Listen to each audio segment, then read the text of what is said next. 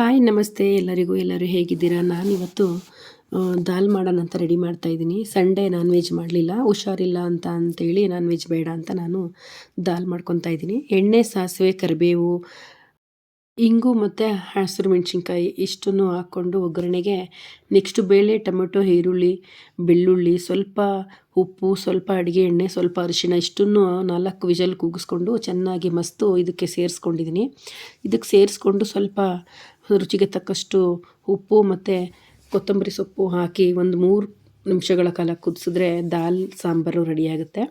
ಇದಕ್ಕೆ ಅನ್ನದ ಜೊತೆಗೆ ಚೆನ್ನಾಗಿರುತ್ತೆ, ಚಪಾತಿಗೆ ಎಲ್ಲದಕ್ಕೂ ಚೆನ್ನಾಗಿರುತ್ತೆ.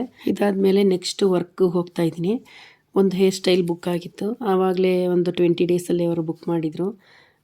ಸುಮಾರಾಗಿ ಹುಷಾರಿರಲಿಲ್ಲ, ಆದ್ರೂ ಕೂಡ ವರ್ಕು ಒಪ್ಕೊಂಡ್ಮೇಲೆ ಹೋಗಲೇಬೇಕಲ್ಲ ಅಂಥೇಳಿ ಹೋಗಿದ್ದೆ. ಅವ್ರದ್ದು ತುಂಬ ಲಾಂಗ್ ಹೇರ್ ಇತ್ತು. ಅವರು ಈ ಥರ ಹೇರ್ ಸ್ಟೈಲ್ ಕೇಳಿದರು, ಅವ್ರಿಗೆ ಹೇರ್ ಸ್ಟೈಲ್ ಮಾಡಿದೆ.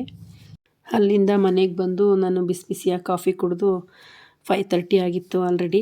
ಆಮೇಲೆ ನಾನು ಶಾಪ್ಗೆ ಅಂತ ಹೊರಟೆ. ಇವತ್ತಿನ ದಿನ ಹೀಗೆ ಕಳೀತು. Thank you for watching.